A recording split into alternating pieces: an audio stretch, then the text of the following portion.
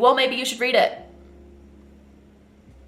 This book was crazy. I look in my mind and Logan is Luke from Gilmore Girls. He's not. He's just delivering produce because he's a farmer and that's what he does. Really badly, actually. Broody and secretive and of course tall, dark, and muscled and handsome. I hated every moment, but I was very involved. And then your dad shows up? Hello and welcome and happy fall. How are we doing? How are we feeling? We're doing good? Yes, good. Okay, what are you drinking today? I'm drinking coffee. It's vanilla cold brew with salted maple cold foam from Trader Joe's. I want to talk about all the books that I read in September and October. I think these are easily my favorite videos to make because I love to talk about books. I love to talk about books. Ask anybody that knows me, especially ones I've already read, especially ones I'm about to read. I have no idea what November is gonna look like for a reading month. First things first, I want a blankie. It's so pretty. I got my blankie. I got my coffee.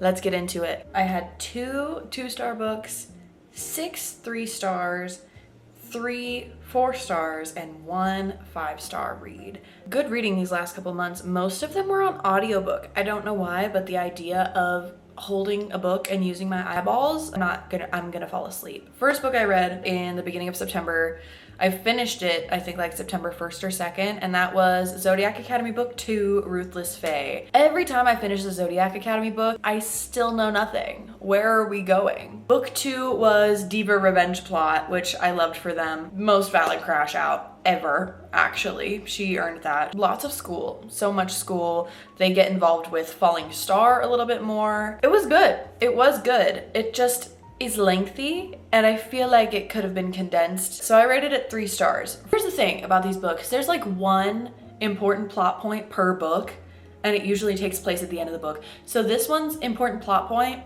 I'm not gonna tell you what it was. There's the eclipse, right? I was so wrapped up in the end of that book, so involved. And then your dad shows up? Absolutely horrific. I was shocked, I was bothered, hated it. Hated every moment, but I was very involved. Like, even though this is not the best writing you're ever gonna read, even though it takes a long time, it's very easy to get wrapped up in. I know people that have this as one of their god tier series. That's not gonna be it for me. I'm still enjoying it. 3 stars for book 2. And then I immediately went to book 3, which is The Reckoning, which as you can imagine, they have to pass the reckoning. This, I feel, was one of the most memorable books thus far. I remember the different trials in The Reckoning that they had to pass. That's kind of like all there was, but it was interesting. The big plot point in this one was obviously them passing the reckoning. There was an event in book 2 that kind of changed their trajectory a little bit. There is this darker magic theme that has come into play, and they're learning what that means for them, and that is definitely a point of conflict that will be relevant later. My client who got me to start reading these books, she's like, you don't even know some of the most important characters yet. I'm 4 books deep and they just get progressively thicker. Like, what do you mean I haven't met some of the most important characters yet? But we're getting there. This was also 3 stars for me. A little bit more memorable, which was cool, but can we please get on with it? In September, Wild Card, the 4th book in The 4th book in the Rose Hill Ranch series was released. I have not yet read that, but I hadn't read Wildside yet, so I was like, I need to read Wildside so I can catch up and read Wild Card. So that's exactly what I did. Bookmark I was using, because I have a green grape Labubu, so they match so perfectly. In Wildside, Tabby, who we met in the first 2 books, loses her sister, and her sister is survived by her young son. Her son needs a guardian. Tabby is more than willing to step up to the plate, but there's this mysterious guy, Reese, who is signed on as the legal guardian in her sister's will. She's confused, doesn't trust this guy at all because they had like a weird couple of meetings to begin with, but they decide to try and coexist and see what would be best for Milo, her nephew. Reese Dupree is broody and secretive and of course tall, dark, and muscled and handsome. American. He's American. These take place in Canada, if you forgot. And he works in Florida. He's kind of the new guy in town. Nobody really knows where he came from. And nobody really finds out because he's super secretive about it. From their very first meeting, Tabby's like, whoa, you're not hard to look at all. He is like completely taken with her. Just like he falls face first, jaw on the floor wherever she goes. But they've only seen each other like twice. They agreed to get married so that legally they can split time with Milo and so that Reese can go do his work in Florida and Tabby can still see Milo, so they have to live under the same roof. Forced proximity, of course, it's He Falls Harder. It's Elsie Silver, so you know it's good. This was, however, my least favorite book so far in the Rose Hill Ranch series. It just feels a little bit half-baked to me. It was quick and it was far more lusty than the other two books. Not to say they're all not spicy, because they are, but it's very much undeniable simmering attraction that must explode at some time, you know? Whereas with Ford and Rosie or Skylar and West, it was kind of there brewing from the beginning. So it's just set up a little bit differently, but I still enjoyed it. 3.5 stars, which is lower than the other two. The other two were very close to 5 stars. I wanted something cutesy and fall after that, so I read The Pumpkin Spice Cafe by Lori Gilmore. I have read The Cinnamon Bun Bookstore and The Christmas Tree Farm. The nice thing about Dream Harbor is that you don't have to read the books in order. Jeannie works in the city and has somewhat of a crisis when she walks into work and finds her boss dead of a heart attack at his desk. Very traumatic, so she decides that she's gonna go take over her aunt's cafe in Dream Harbor, the Pumpkin Spice Cafe. In her early days getting settled in the cafe, as she's still skittish and jittery from the nerves of opening up the cafe, but also the experience she had at work, she gets spooked by Logan, who she thinks is a guy trying to break into her house. He's not. He's just delivering produce because he's a farmer and that's what he does. But they start forming this like tenuous little bond. Logan is the golden boy of Dream Harbor, and the whole town saw his heart get broken before, like really badly actually. So everyone's talking to Jeannie because they see the chemistry that happens between Jeannie and Logan. Everyone's like, hey, don't break him, I'll hurt you. And she's like, what are you talking about? I would never. She kind of panics because she's not sure whether she wants to stay in Dream Harbor forever or if she wants to sell the cafe. Despite it all, their love grows and they fall closer together. It's a sweet romance for the seasonal time. I would recommend if you're looking for something soft and easy. This book in particular reminds me very heavily of Stars Hollow. I look in my mind and Logan is Luke from Gilmore Girls. It's really heartwarming, a little bit spicy, nothing too wild in my opinion. This was a great way to usher in early September. I rated The Pumpkin Spice Cafe 3 stars as well. It's cute, it's simple, 3 stars. Not to say I didn't enjoy it, just to say it didn't like knock my socks off. Then I was ready to move into something really good.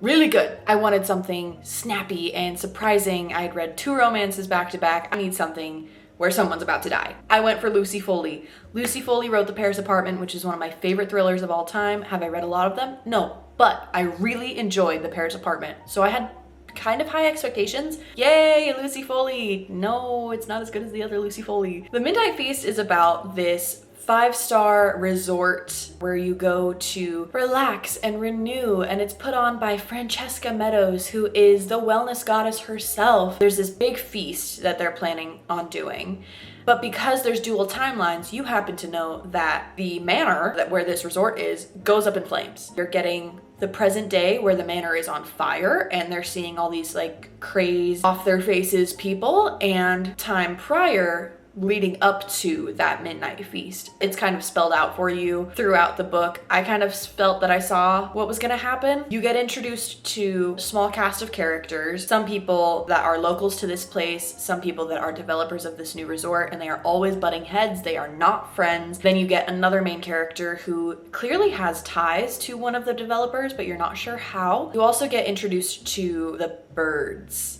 who are always watching. I think it might be unfair to compare the two because they're so different, but I had high expectations for especially the twist. When I was reading the end of the book where the big reveal was, I was like, of course, you know, like it was just like, the better can be done. Better can be done, and I know because she's done it and I've read it, so it was okay. Would I read it again? Probably not. Mysteries can get a little bit formulaic, but I do feel that her writing is good, so I intend to read the other things that she's written. This one just was not a huge hit for me. I was disappointed, so I'll give it 2.75 for what it was. The writing is still great, the storytelling is done well. It just was not what I wanted it to be. I had book club towards the end of the month, and one of the books that was talked about was The Heiress by Rachel Hawkins. The McTavishes are settled in Appalachia, and they're very rich. So when Ruby McTavish dies, she leaves everything to her adopted son, but her adopted son ran from the family and is estranged because he didn't like the lifestyle. I had to remind myself of what happened in this book. It was a lot. There was a lot going on. This book was really good. This book was really good. Now that I'm like reviewing it, the book starts with the definition of what a changeling is. So automatically you're like, what?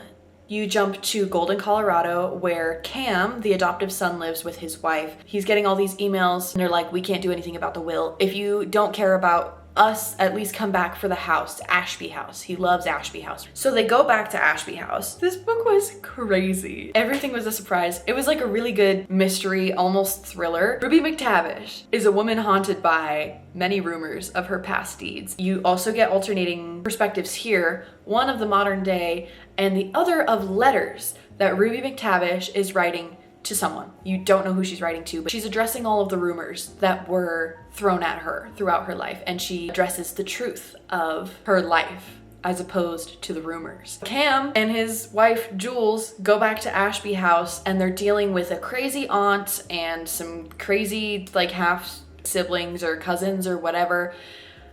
All of them have their own ulterior motives. There were so many twists and turns, I'm not even sure what I can say. All of them are careful players in this very strategic game to inherit Ruby's fortune. It's incredible. I want to buy this book. I need to write this down on a list of books I want to buy because it was fast-paced, it was brazen. I mean, you fall in love with the way that Ruby talks, even though she's passed on now. Her voice in these letters and her tone is so unapologetic. Lots of morally gray activity here as well. It's just like a fiction thriller, and the ending was insane. Now that I'm recounting what happens, actually crazy. It was really good. No, that was easily a 5-star book. I was blown away by the ending, super surprised by the reveal because I thought I knew one of the reveals. Nope, wrong. There was another one at the end. Would recommend. Really good for the fall time, but I would also say that it's good for the spring and the summer as well because it takes place kind of in the summer in the mountains of Appalachia, so it's humid and hot. I feel like this was the comeback from the letdown that The Midnight Feast was. This book was very good. The writing was really good, the reveal was great, the pacing of the plot was fantastic, a really good picture of all of the characters, even the ones that are long gone. Wow, yeah, that was a great book. That was a great book. Hats off to Rachel Hawkins. That was great. I don't know what else you've written, but I would love to read it. That was sensational. Wow. Yeah, corruption of money, morally gray characters for sure. Was very good. Would definitely reread. After that, I moved into Book 4 of Zodiac Academy. Why did I make that jump? I don't know. It was available. They're easy to reach for. I read Zodiac Academy almost exclusively on Kindle Unlimited because I am not buying those books yet. Unless the series gets really good in the next 5 books, I am not buying these books. Like, it would have to knock me out of the park for me to consider these buy-worthy. I have no space on this bookshelf. I have to be selective with what I buy. Also, books are so difficult to move, and I do not think this is going to be my forever home, so I have to be considerate of that. Yap, yap, yap, yap, yap. There she goes again. Zodiac Academy 4. Shadow Princess. Whoa, things are picking up. We still have that same kind of slow pacing, but this one felt like actually relevant activities were happening. You learn about the shadows, how they present in the lives of the twins and how they presented in the lives of other characters that we've come to know and love, how they are relevant, why they've come into play. At this point in the story, it is Christmas time. Big Christmas tradition that happens at the Palace of Souls, which is Dory and Darcy's, I do that all the time, Tori and Darcy's family home, which they have not been to since coming to Solaria. There's mystery things that happen in there. They get to learn more information about where they come from. You get some backstory, and that feels actually relevant to what's about to happen. And then at the end, 2 big events for both of your twins. One of them I saw coming. I knew who the Shadow Princess was. I saw that coming from literally the first second she was introduced. I knew.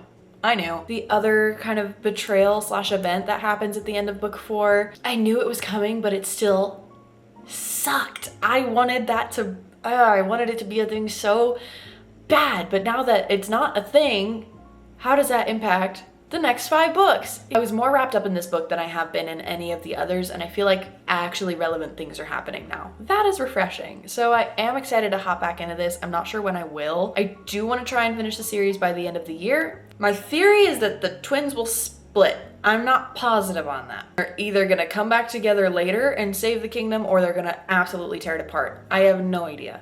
I rated Shadow Princess 4 stars. I do feel like that's a little bit generous. I feel like 3.75 is a little bit more realistic, but it was exciting and I was involved. That was the end of September. And I jumped into my October TBR, which you can go watch the video for here. The first book I started with was With a Vengeance by Riley Sager. I do own the physical copy of this book. I did audiobook it. This book is now in the hands of book club. I don't know when I'll get it back. That's the joke about book club. Excuse me while I shed layers. With a Vengeance by Riley Sager. This is a murder on a train book. I had never really read one of those before. Your main character, Anna Matheson, invites like 8 people onto the Phoenix for an overnight journey from Philadelphia to Chicago. Anna Matheson's family has been destroyed over the past 10 or 15 years. She is the only one of them left, which is funny because that's another Riley Sager title. She knows that these people that she has invited onto this train journey are responsible for the destruction of her family. She invites them on this journey under false pretenses, saying that it will advantage them in some way or another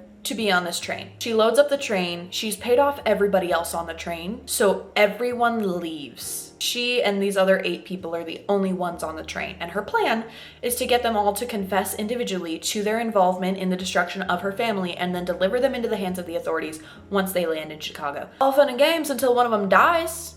One of them is murdered, and she now has to protect these people that she hates with all of her being so that they get to Chicago in one piece, or at least alive. This was a very interesting murder mystery. There was like a soft reveal, which I thought was gonna be the end of the book. I was like, that is so disappointing. I saw that coming. I'm sick. That was terrible. Why would you do that? I was texting my boyfriend. I was like, I'm disappointed in this ending, blah, blah, blah. And then I looked at Libby and there was 90 minutes left in the book. And I was like, wait, what do you mean? He psyched me out. And there was a moment in this book was also pretty good. There was a moment in this book where I was like, oh man, what do you mean? And I knew who it was gonna be, but the fact that it happened that way, I got goosebumps. The way that it was revealed was like, no way. Like, oh, it was pretty good. It was pretty good. Was it as good as The Only One Left? No. Point blank period, no it was not. But it was still really good. I would probably read it again. It's like a less intense murder story. I know that sounds crazy to say out loud, but if I wanted like a soft fall, early October book, which is when I read this, I think it's perfect for that. I did enjoy it, and there were surprises like left and right that I found to be very interesting and very good. So I did enjoy it. I gave this 4 stars, and I will be keeping the book and I will be reading it again. I really did enjoy this book. I've heard some other things about other Riley Sager books that are just not as good and kind of awful, in fact. So I'm not sure that I'm gonna read everything that he's written, but this is another win for Riley Sager. From there, I continued into my October TBR and I read Ninth House by Leigh Bardugo. I love Leigh Bardugo's writing. I love the Six of Crows duology with like all of my being. There is not a month that goes by that I don't think about those books. I started Ninth House and I swear the beginning was different. It wasn't, but I could have sworn that the first time I started reading Ninth House, it was a scene with her like climbing into the window, stumbling into this attic space and like having to tourniquet a wound that was like oozing poisoned blood. That doesn't happen. That does not happen. And I'm not sure where I pulled that from, but that was my impression of this book. Ninth House, Alex Stern wakes up as the only survivor of a mysterious multiple homicide that is unsolved, and she is offered by the Dean of Yale a full ride if she agrees to be the Dante at Yale. The Dante is led by the Virgil, which is a Dante's Inferno reference. The Dante is responsible for interning, essentially apprenticing, as the overseer of magic for the 8 houses of the arcane arts that function under Yale. So as the Dante and the Virgil, they exist in Lethe House, which is the 9th house. Lethe House is responsible for managing the magic, making sure nothing gets out of hand. This is very like occulty, black magic type of stuff. Yale is responsible for certain presidents, certain politicians, certain authors getting famous, things like that. All because they do these spells. The book opens with a prognostication in which someone is lying there on the table. He's knocked out and they're reading his bowels like tea leaves. They are discerning tickers for the stock market. Like they're reading what stocks are gonna go up.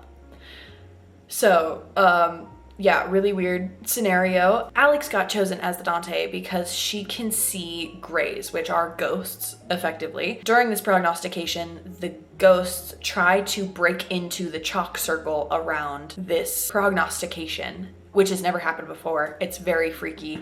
You also learn that her Virgil has disappeared months prior. The leading question is, where is her Virgil? How did we get here? And how was she involved? The storyline was really interesting. The writing was good. This book had a lot of instances of violence against women, which is not for me, never will be. It was a very interesting plot though, and a really interesting story. Not very interested in the reveal that happened for our driving question of where's Darlington, where's the Virgil. The reveal was like, okay. I just was not very interested.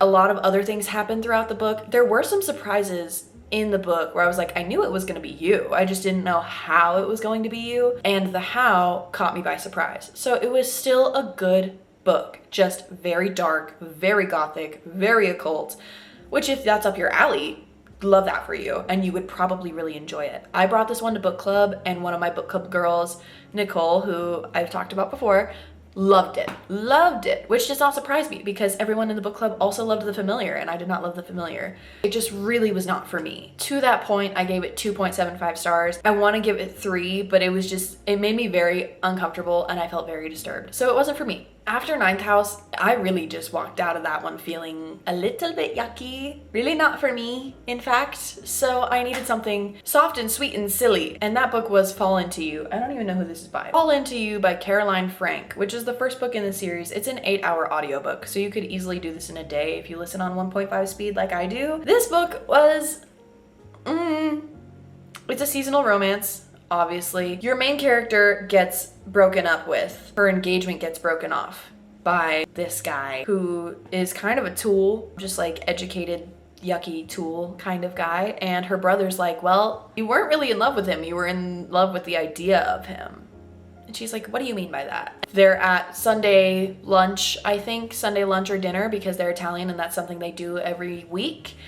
And her brother's like, oh, by the way, I invited my friend from college. And the girl's like, what friend from college? Because I guess she was in love with one of them. Guess what? It's that friend from college. Mr. Hot Man shows up. His name is Matt. And Matt shows up and she's like, oh my God. She was really young. This is like a slightly age gap romance. I think it's like a 4 or 5 year age gap. They're grown now, but they definitely met when she was like 16. He didn't remember it.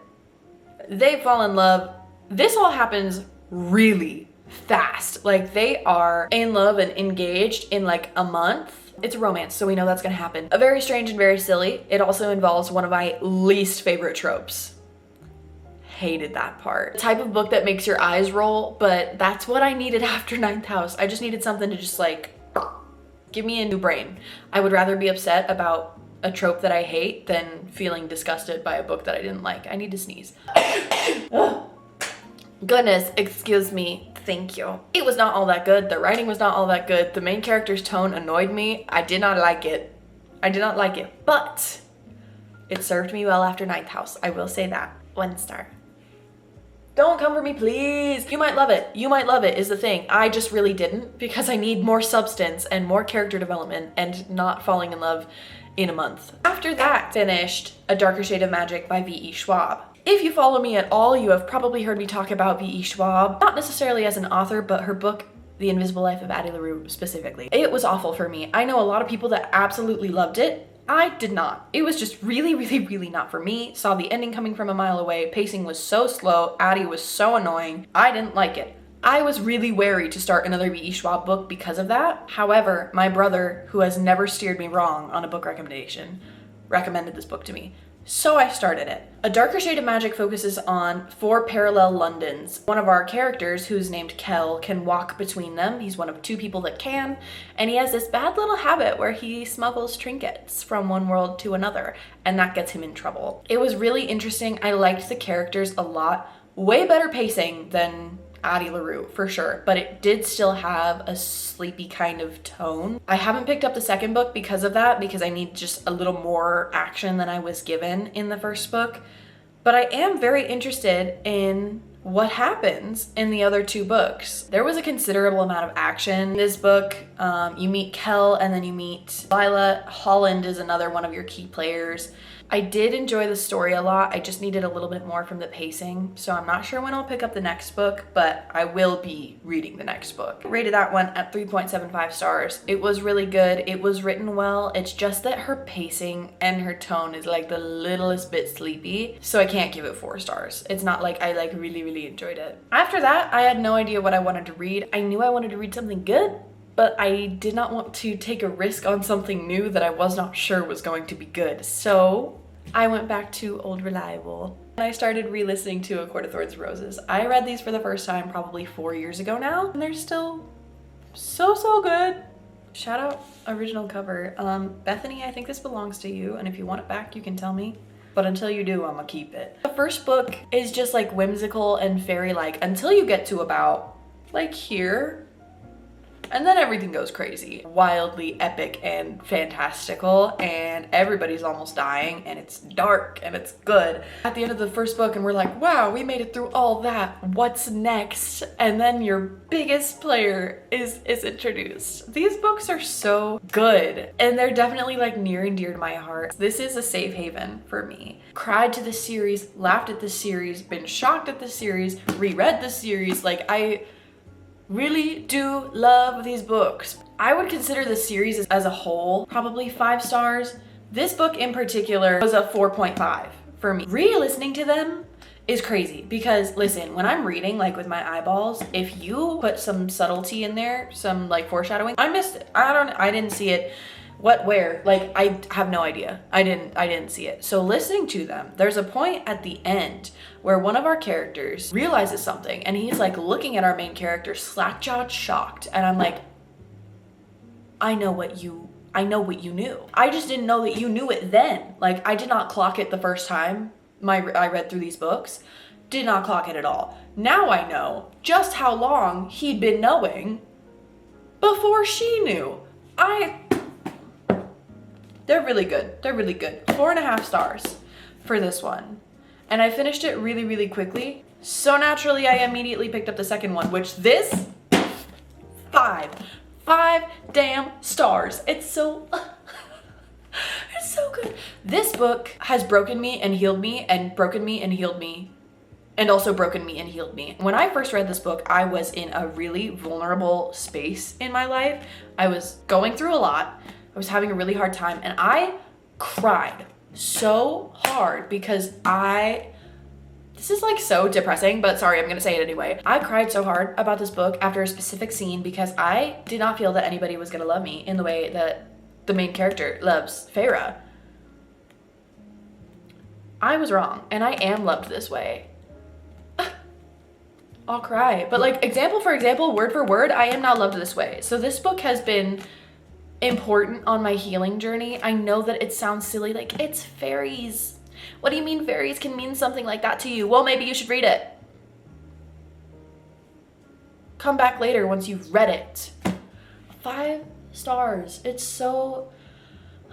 One of the main themes in this book is freedom of choice. Feyre has grown so much from this book to this book. In this book, she just wanted to be sheltered and cared for and loved. And in this book, she recognizes that what she maybe thought was love was not that at all. And she grows to stand on her own 2 feet while also expressing love and being loved. So good. So very good. I do have the first book of this series in this format as well, but I'm loaning it out to a friend because I want her to read it so that we can talk about it because it's really good. 5 stars for A Court of Mist and Fury. I'm not sure I know anybody that rated it less than that, and if they did, I feel like they lost the plot. I feel like they just like really missed what was going on in the growth of our main character.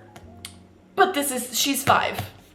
She's 5, and naturally after that I started listening to Rings and Ruin, which is my favorite book in the series. I don't know what it is, but I love a war book. I love a war book, and the war with Hybern that is coming. I love this book. I love this book. I would say I'm probably like a third of the way through.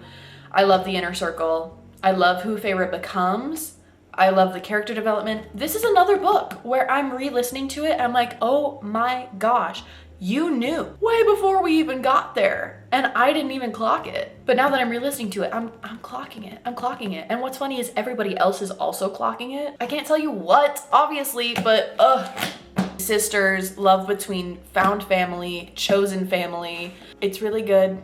It's really, really, really, really, really good. But I'm not done with it yet, so I can't include it in this review, so I'm not giving you a rating on that. The last book that I read in October was a book that I was a little bit nervous for after Ninth House. This is also a university-based book that also has a little bit of magic in it, but it's a different kind of magic. It took me completely by surprise. I was just really shocked to experience this book the way I did. Immortal Dark by Caileigh. I don't know if I'm saying that right. Please correct me if I'm wrong. Immortal Dark focuses on Caileigh, whose sister has gone missing. Caileigh makes it her sole mission to find her sister, June, and she believes that the vampire that is connected to her house at this university is the one who took June. Caileigh infiltrates Uxley University, which is an arcane society, focuses on magic, to live with this vampire she suspects of stealing her sister under the same roof. Wow, was this book good. This book,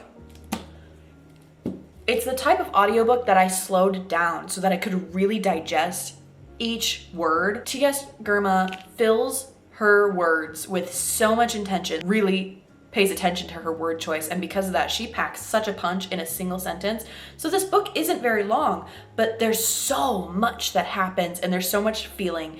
This is very dark, gothic academia. Caileigh is morally gray from the very beginning. In the first 20 pages, you learn that Caileigh killed someone to get information out of that person. So immediately you're like, why is this girl who's essentially a teenager killing someone? What could be that important? June is that important to her. Immediately, super dark. Off the bat. She gets an invitation to come to Uxley University because her aunt, who was the head of the house, has died. So she needs to be at the house so that the vampire that's tied to the house doesn't take over. So she's now living in the same house as this vampire that she swears took her sister and is super deadly. On campus, he's known as Susenyos the Savage. The houses in this university get power by as many Draeneiks are tied to their homes. Draeneik is a word interchangeably used for vampire. Susenyos is the only Draeneik tied to House Adana, Caeileigh's house. The other houses have upwards of 100 to multiple hundreds of Draeneiks tied to their houses. So immediately it's like, what happened and where did they all go? Well, Susenyos killed them. So 2 murderers under one roof, one of which is all powerful and immortal, not all powerful, but basically, and immortal, and Caileigh, who is mortal and desperate and searching for her sister. She starts making friends on campus, weird things start happening, more people start dying, and there's a much larger plot that's revealed. Behind Magnolia Parks, this is the most dysfunctional couple I have read of in a book ever. And it's dark. I mean, they have this understanding that they're both not quite right in the head, but they see each other. They see each other, and that's why they're on common ground, but they kind of hate each other as well.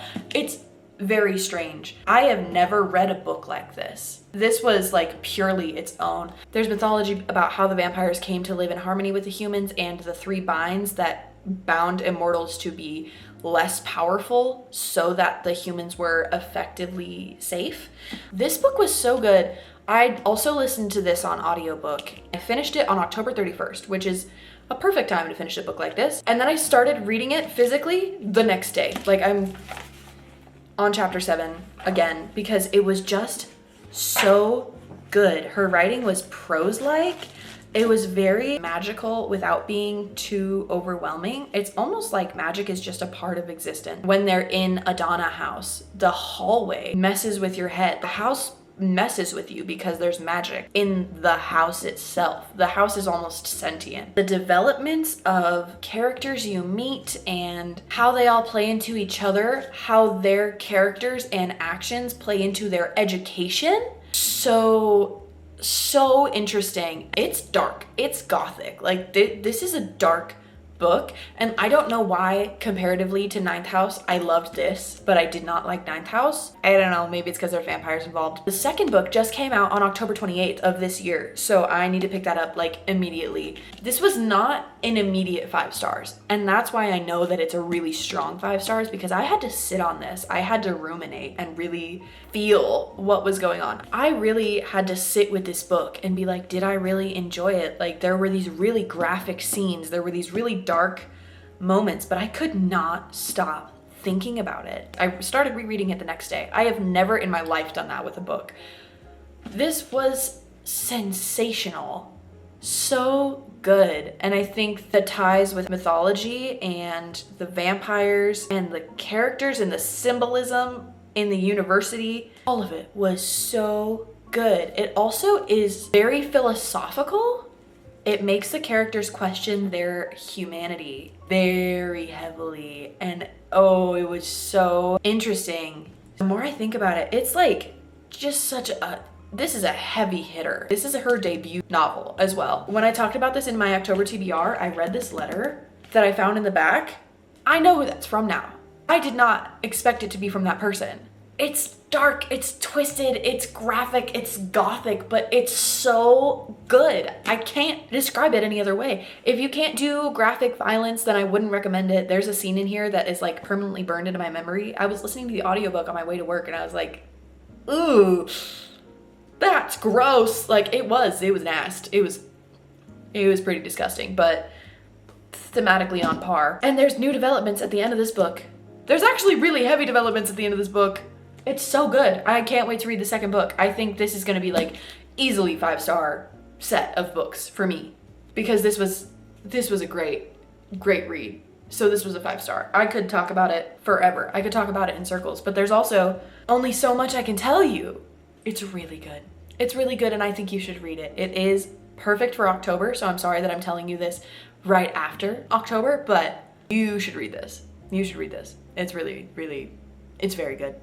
It is very good. That was how I closed out October. How fantastic. What a bang to go out with. This was sensational and I probably am going to read some more today because it's just so good. Even though I know what happens, like, I don't know if it's this way for you, but when I listen to a book versus like read a book, I process things differently. When I read ACOTAR for the first time with my eyeballs, I didn't catch a lot of the things that I'm now catching while listening to the audiobook. I'm gonna edit a bunch today, but I will also probably read some more today because this was just a phenomenal book. I just want to read it a little bit at a time. I just want to like savor it and really digest it. I have not felt this way about a book since I read The Godfather. I have not slowed down to read a book since The Godfather. And that is my favorite book of all time right now. Very exciting things for the rest of our reading year. I cannot wait to do a reading wrap up at the end of the year with the stats of all the books that I've read, all the best books I read, the worst books I read.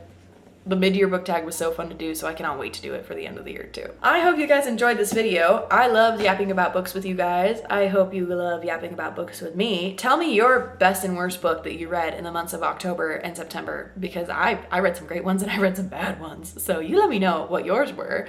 And I will see you guys very, very soon. Take care of yourselves, have some water, have a good snack, take a walk. I love you, goodbye.